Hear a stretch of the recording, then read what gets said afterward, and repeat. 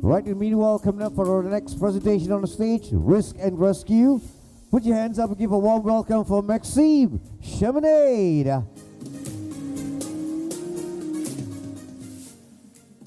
Hi everyone. First, thank you very much for having me here. My name is Maxime Cheminade, and I am absolutely amazed to be here. Today, we are going to have quite a few talks with me. The first one is going to be Risk and Rescue, the role of dive medics in exploration. First, a little bit about myself, up there. I'm a technical diving photographer and cinematographer. I spend a lot of time diving very, very deep area, bringing back images for everyone, that it is social media, commercial, etc., etc. I'm one of the explorers from Bottom Line Projects. If you have never heard of it, I will explain to you what it is later. I'm a member of the Thai Tech Diving Search and Rescue team. I spend a lot of time trying to find lost people or sometimes boats that sunk, etc., etc. I'm also an emergency diving medic. I spend, when I'm not diving in the wet, I dive in the dry, where I'm doing hyperbaric medicine, so chamber dives. And I'm also an SSI instructor. So when I'm not doing all of this, I teach diving. So these are a few pictures where you can see what I do, rescue or something a little bit less glamorous, like holding tanks with some of you here in the audience, holding tanks to go into cave, trying to find new cool places, making some photography and films to bring out.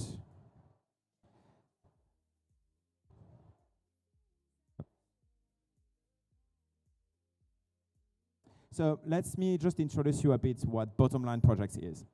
Bottom Line Projects is an NGO. You may have heard of it if you were here during Miko's speech on Friday. It's an NGO, it's passionate divers. We are a group of explorers, and we wanted to explore deeper places, the places that are not really well known in the area, cold water. We wanted to do document things in a bit of a different way that what normal people will use. We didn't want to do the full scientific thing. We wanted to do something closer to people. But so obviously exploration means sometimes things don't go the way it has been planned. And we had the need for diving medicine. And my role here in this team is mostly diving medicine. Dive medics. Let me just introduce you a little bit to what dive medics do. Most dive medics are a critical part of any diving operation. We do a lot of diving emergency care for extreme environments. So when diving goes well, everything is fine and we never heard about us. When unfortunately diving goes not so well, this is where most people see us. We do also have some responsibilities in terms of pre-dive check. We are not doctors, we are medic, so we cannot just say, oh, yes or no, but we can give a good information into we are, like this should be okay, this shouldn't be, I really don't recommend you to go diving, etc., etc. We are also designing a lot the emergency plans for especially this expedition, that they are just diving, like actually even normal operation, or just somewhere, anywhere, we can design those plans. And we obviously are here when things goes wrong.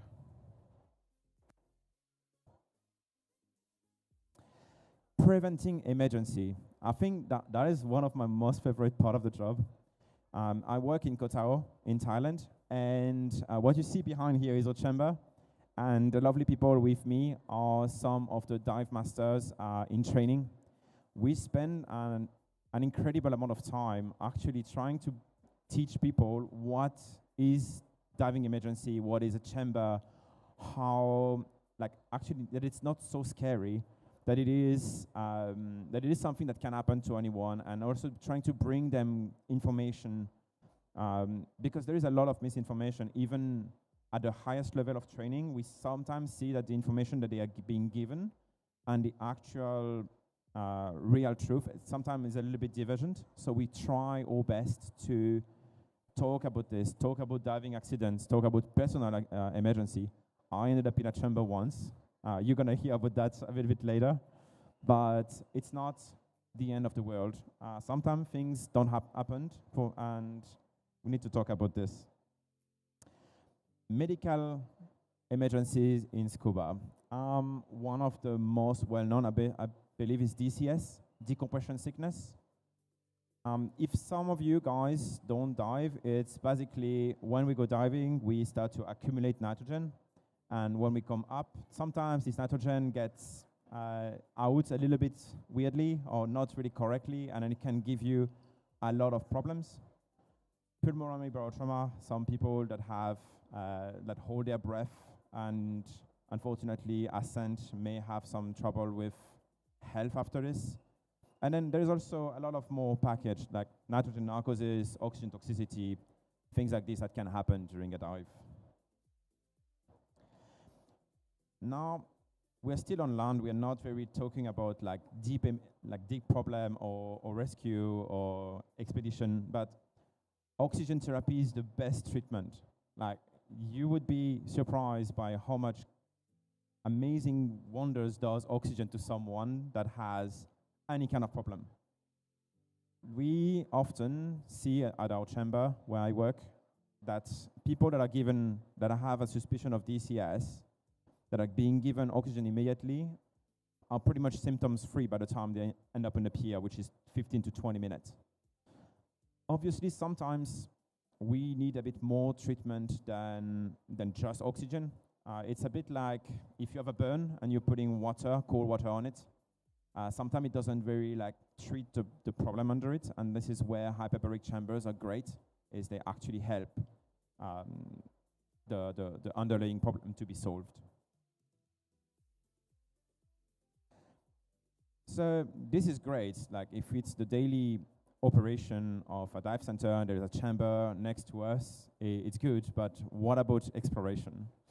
Well, obviously, when we start to explore the world, things get much, much more tricky. Cave and mine diving, we don't have access to direct surface, so it starts to get obviously much more dangerous. We have sometimes different environments, zero V's, cold currents, many things can happen.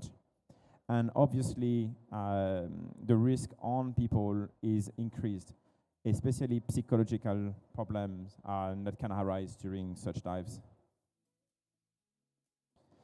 So how do we do things? Well, before we go anywhere, especially I, do a risk assessment of what we are doing. Okay, what is our plan? What are we gonna do? Where are we going? What are the hospital capability around? If in case something goes wrong, what do we do? Where do we go? Procedures, evacuation, how do we communicate with people? And literally the entire plan. So I tried to make a folder with all of those infos, and you're gonna see later on with some personal experience that those things are actually very helpful. Of course, as I was explaining, during expedition, the risk factor increased. We literally don't know where we are going.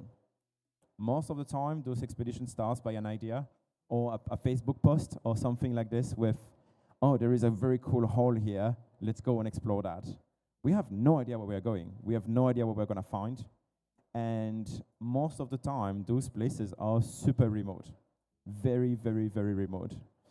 Obviously, because we're exploring and because we sometimes are in a little bit overhead, the risk factor is increased.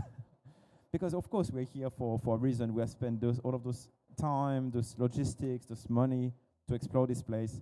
So we don't want to leave just there. We want to push it to the maximum. As I said earlier, those places are remote. Sometimes we're talking days away from any hospital or chamber. So we need to think about this. And sometimes wildlife and other risks arrive that we didn't think of.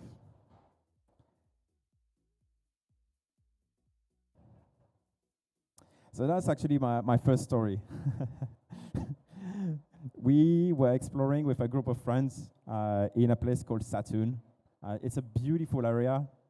We were there, and there is this flooded cave that is part of a national park. The cave, we believe, is the longest in the entire Asian continent. So far, around 3 kilometers of line have been put in, and it just goes, and it goes, and it goes, and it goes. So Bottom Line Project and many members, we all went go down there, and we decided, hey, let's spend a week there, and then explore all the cave, and then let's go do things, and etc.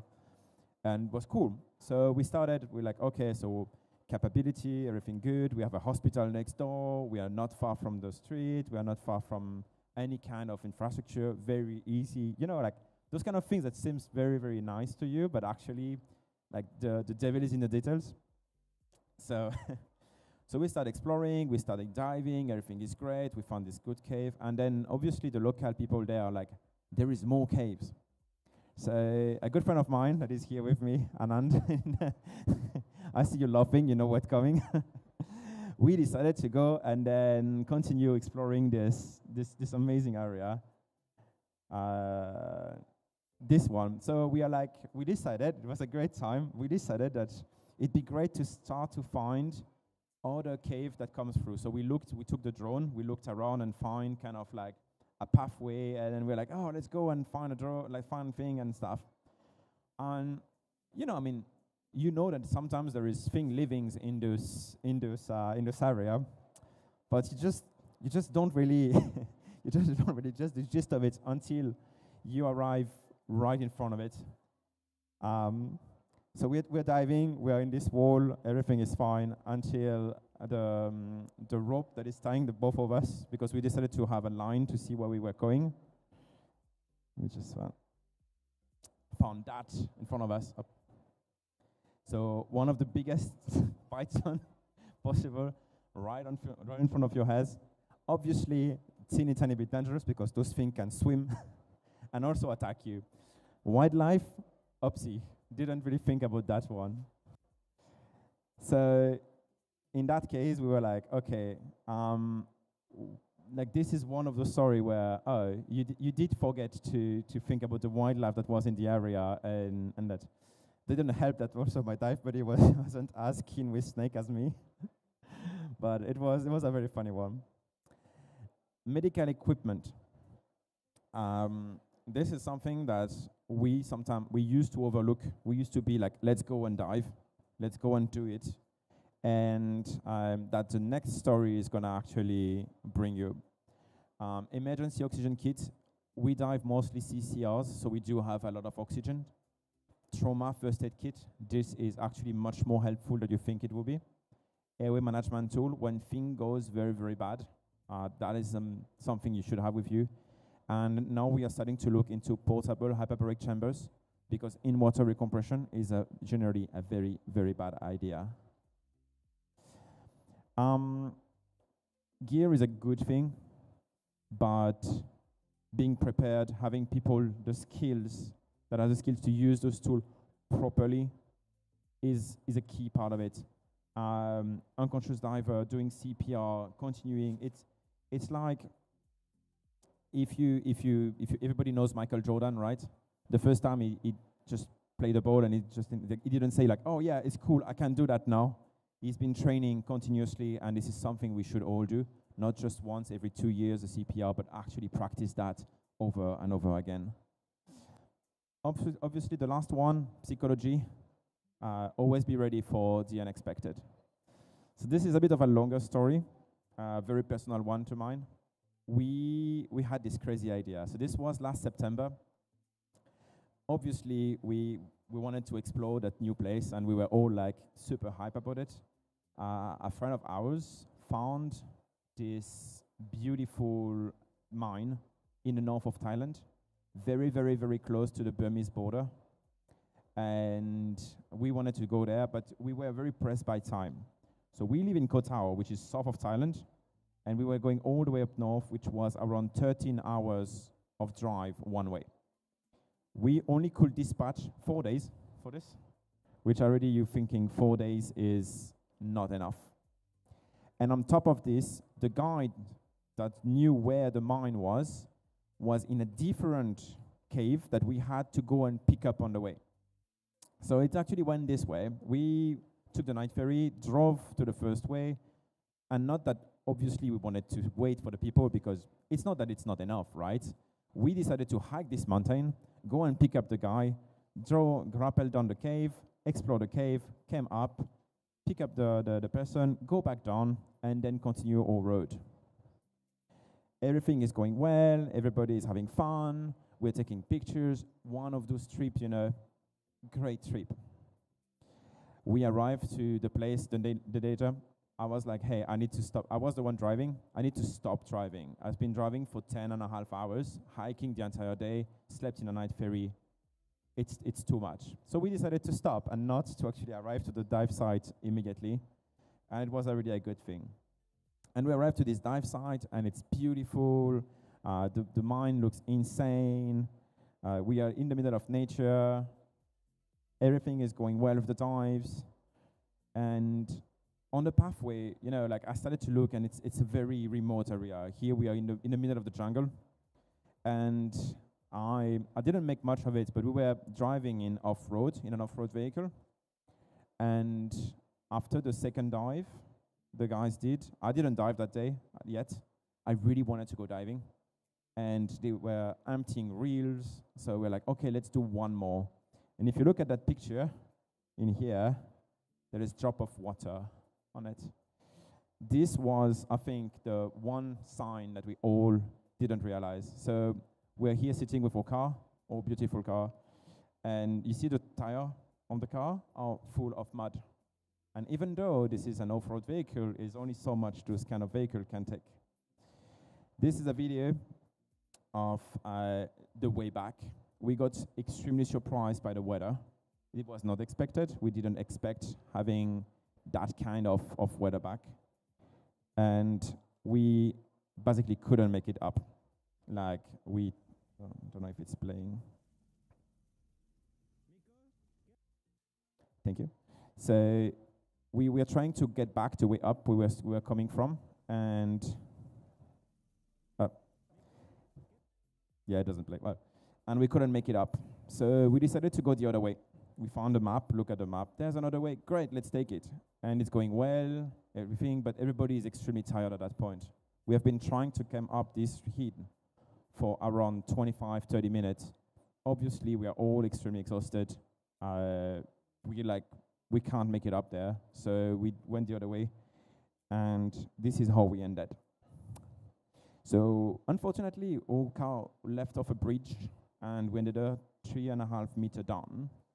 So that's me here trying to contact emergency.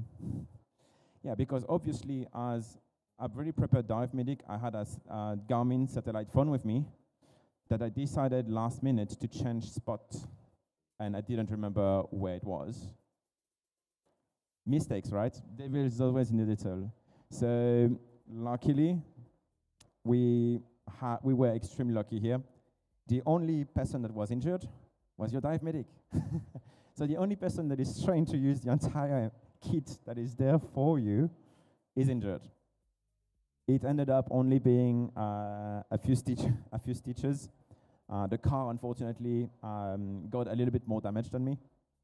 But this gives you an example of how low it was. I ended up, I didn't put any gore pictures, just only everything. I ended up with like around 40 stitches at the head and bad memories. But all of this story to tell you that learning the hard way is sometimes the only way you learn. One dive medic is good, multiple dive medic is much better. So nowadays, much more of a team is trained to use all the tools we have. We do have a much better protocol in terms of where is the gear, how does the gear go. We don't change the place of the gear, even though it's a great idea, never before an expedition.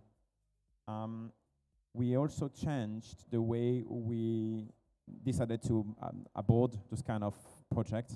We're not going there and doing 17 million times at the same times in 2 days. This is madness. We're taking much more time. We're not rushing into things. So, and obviously we just try to keep training and learn from both success and failure. We learned a lot from this failure. Unfortunately, this car got flipped again a few days later. Yeah, they repaired it and they flipped it again. Magic of Thailand that can fix everything. But yeah, we also started to look more into advance in the diving medicine and technology, rebreather safety. We use mostly KISS rebreathers that are very well known to be mechanical, so the human is the safety. So we're looking into much more like different tools as well. Underwater drone when we're doing search and rescue. And more it goes, and there is more AI and a lot of cool tools that I'm sure Dan knows about all of it, which is O-Dive to look into diving safety and our own amount of nitrogen in the body, and also enhance the experience of the divers to even nowadays much more AI monitored diving, like stress prediction, etc., etc. So a little word, a last word. I still have 4 minutes. A last word. Cave diving, expedition diving, and everything that it goes like this is very extreme sometimes. Things can go wrong. It's all great when things go right, but things can go wrong, and they will go wrong at one point. So being prepared, being trained for it. I see sometimes some dive instructor, open water instructor that are like, oh, I want to go cave diving. Yeah, it's really great. I love cave diving, but please do it properly. Please do it with somebody that has the training and get trained for it. Same thing. If you want to do expedition, get medically trained. A little bit is enough, but if you have and you plan to put your own expedition all together, then becoming maybe a dive medic, doing the amazing Dan DMT is great. There is a lot that you can do actually to help others and also to make yourself better for expedition. And obviously, stay current in terms of technological advancement. Also, in improving diving safety, there is a lot still being done and being discussed. So, yeah. I don't know if anybody has questions. Yes? Oh. Right.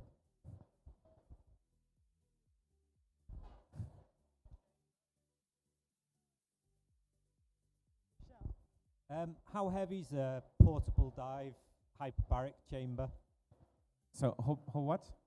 How big, and what's an example of a portable one? It's actually, so you can inflate them. So they are quite small. You can carry them in a petty case, pretty much, and then you can inflate them to like the design of a monoplace chamber. So you wouldn't have somebody with, like we've done later. We're gonna speak about hyperbaric chambers, but like you have different models of chambers. Those ones will be monoplace, so you basically have somebody inside and you will inflate them, and they resist a certain amount of pressure, and they will be filled with oxygen most of the time. So they don't go very deep, and you can put around like 2 to 2.5 meters, something like this. Like to put one person inside is enough. That's pretty much the size of it.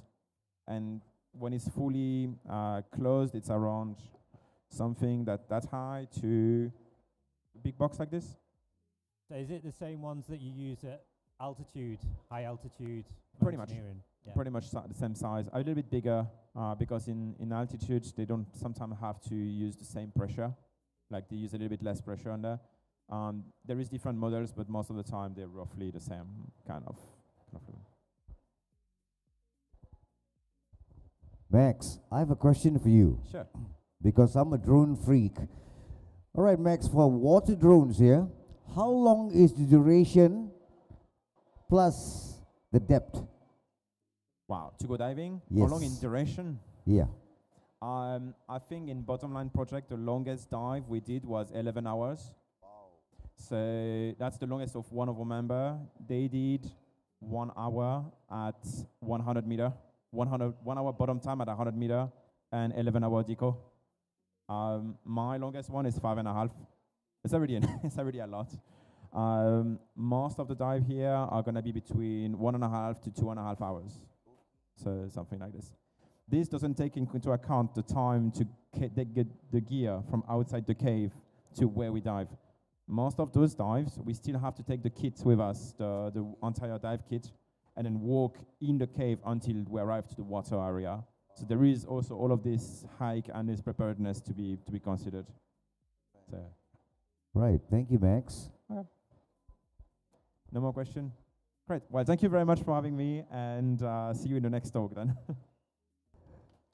Okay, thank you, Maxime. As we say, merci beaucoup.